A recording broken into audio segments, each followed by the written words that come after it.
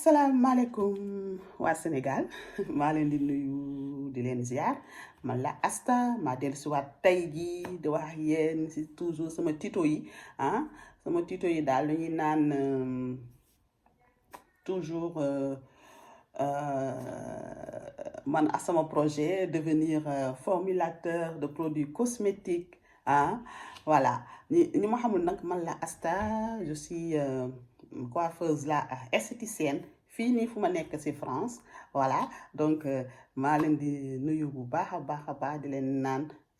excellent ak jàmm ci sama chaîne bi voilà donc tey en fait dama bëggoon ñu waxtaan ci quelque chose li nga xamante ne da vraiment ça me tient à cœur parce que tout ce qui ni ñu koy waxatee sax j'ai cherché au Sénégal tout ce qui concerne la réglementation sur les produits cosmétiques. Voilà, j'avais dit que naa jéem a xool ba xam exactement lu fa am mais pour l'instant il y en a pas. Voilà, pour l'instant il n'y a pas de réglementation, tout ce qui concerne la fabrication des produits cosmétiques, ce qui concerne les ingrédients qu'il faut utiliser, tout. Pour l'instant, il y a rien qui est en place. Voilà, je me suis renseignée. Il n'y a rien du tout qui est en place. En fait, le sert le moins. Par exemple,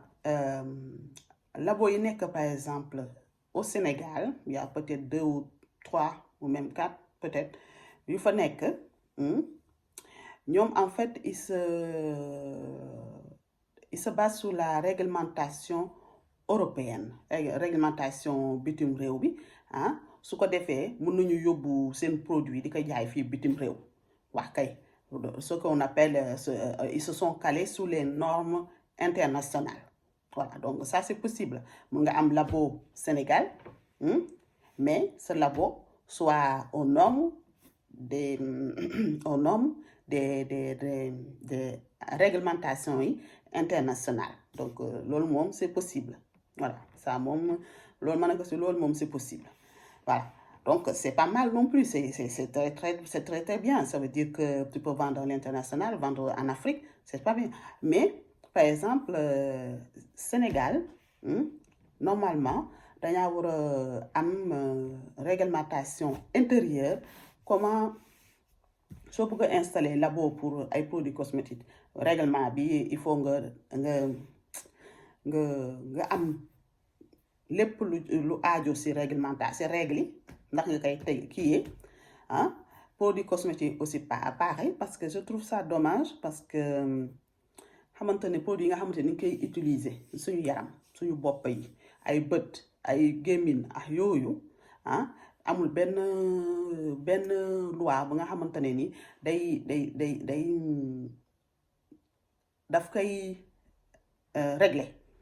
régler leen xam nga régler laa ko mën a daf koy kii daal teg ko ci yoon nga xamante ne tey man su ma bëggee dem Sénégal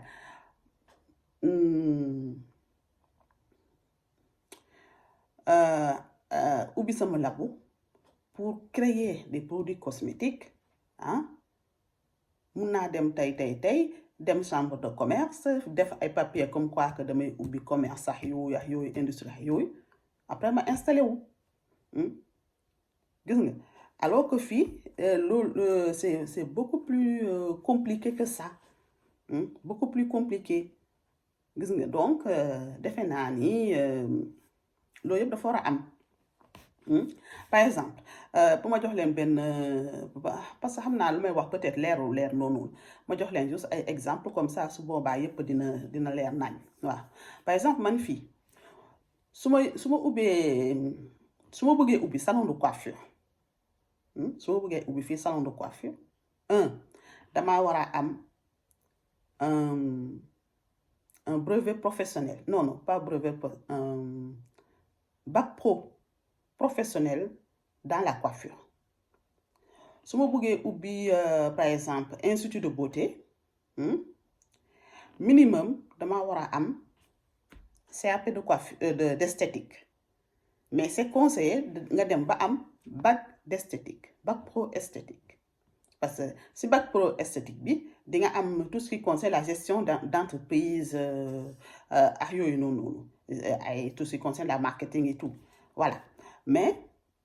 par exemple si nekkee amoo loolu par exemple tu peux pas aller aux chambres des métiers nga installé wu loolu mënu nekk il faut nga am diplôme pour pouvoir t'installer réglementation yi loolu la waaw gis nga par exemple si nekkoon tey awma diplôme coiffure waaye ma ne damaa bëgg installé wu pour létt laa wax de létt def ay tresses sax yooyu gis nga yow tam c'est pareil avant il y a peut-être 20 ans yooyu mënoo nga woon installé wu sans diplôme mais maintenant léegi réglementaire bi minimum dangaa war a am CAP de coiffure minimum waaye CAP de coiffure bu nga xamante ne fii nga ko def pas bu nga xamante ne Afrique nga ko def fii soit CAP de coiffure fii au minimum su boobaa mun nga installé wu pour def di leen tax yooyu waaye munoo installé bac munoo def ay coloration ak yooyu parce que amoo bac pro coiffure le BP coiffure amoo ko donc loolu yëpp moo dugg ci ay réglementation loolu nag man loolu laa trouvé wul Sénégal voilà j'ai fait des recherches j'ai pas trouvé bon jëluma nag ay at weer pour vraiment approfondir mais le peu que je sais amul voilà amul donc maintenant c'est des choses que je dis c'est à prendre donc disons par les pincettes mun naa am na lu am te gisuma ko waaye su nekkee am na nag su nekkee un jour nga tombé ci vidéo bi te nga xam ne ni am na mun nga bàyyi les infos au barre sous commentaire au barre d'infos voilà comme ça ma xam ni am na mais man pour l'instant gisuma ko voilà parce que au début sama projet dama bëggoon su ma paree fii sama étude de formulateur voilà damaa waxoon ni damay dem installé wu en tout cas man damay dem ubbi foofu noonu au Sénégal labo de cosmétique voilà donc c'est vrai que c'est quelque chose qui m'intéresse vraiment et pour ça donc j'ai décidé il faut ma jéem a xam faire des recherches voilà pour xam mais pour l'instant j'ai pas trouvé mais mun naa mu amul waaye pour l'instant normalement j'aurais dû trouver au moins une réglementation parce que fii soo tapé réglementation de la cosmétique tout de suite am na page yu centaine de pages yu génn Sénégal amul j'ai pas trouvé mais bon su ma yàlla mayee wér-gu-yaram ñu fekk ko jàmm déwén incha allah su ma demee Sénégal su boobaa dinaa mën a dem vraiment aux chambres des commerces chambre des artisanales faire vraiment beaucoup plus pousser des recherches parce que pour man sama idée de base c'est que ouvrir quelque chose au Sénégal man sama idée de base c'est ça ouvrir quelque chose au Sénégal voilà man sama idée de base loolu la waaw maintenant ce n'est que par exemple Sénégal c'est très bien ce n'est que Sénégal par exemple réglementation yi amul j'espère que un jour ou l'autre dina am un jour ou l'autre ils vont obliger tout le monde à se mettre en règle ça j'en suis sûre parce que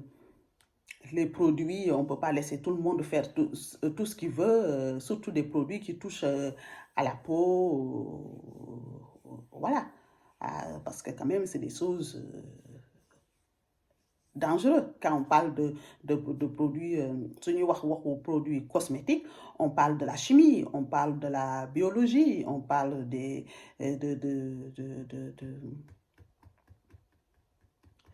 beaucoup de choses en fait voilà de beaucoup de choses waaw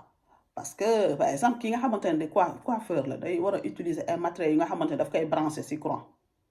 ça c'est la physique chimie et la physique voilà ki nga xamante ne day utiliser ay produits coloration teinture ak yooyu on parle de la chimie parce que la coloration les oxydants et tout ça c'est la chimie il faut quand même maîtriser par boobu noonu déphasage yi utiliser yooyu yëpp aussi c'est des formules chimiques chimiques, comme on dit. Voilà. Donc, il faut maîtriser quoi. Si on va esthétique, il faut nous voir toujours sur tout ce qui concerne hein, la problème peau yi problème mu der ah voilà problème mu diw bi su ma ko diwoo ah est-ce que day yem juste sur la peau superficielle wala diw bi day dugg ba sama derme bi ah parce que y a hypoderme derme et l'hypoderme donc est-ce que day yem juste si kaw wala day dugg si biir loolu yëpp aussi c'est des choses nga xamante ni nit ñi dañ ko war di xam même si n'est que tout ce qui concerne aussi les produits bio c'est pareil aussi parce que produits bio yi ñu bari dañuy wax bio la bio mais bio comment bio parce que ça a été c'est issu de l'agriculture bio dañ ko béy biologiquement voilà c'est des produits naturels parce que naturel ak bio du benn voilà donc loolu yëpp aussi il faut ñu dellu si waat bu baax a baax bon su damay yem fii comme ça vidéo bi mu bañ a gudd bu baax trop ah su ko defee dinaa si dellu si waat dinaa si dellu si waat su ko defee ñu jëm si waxtaan encore plus profondément voilà donc je vous souhaite à tous une très bonne journée et ma leen nokk ba suba au revoir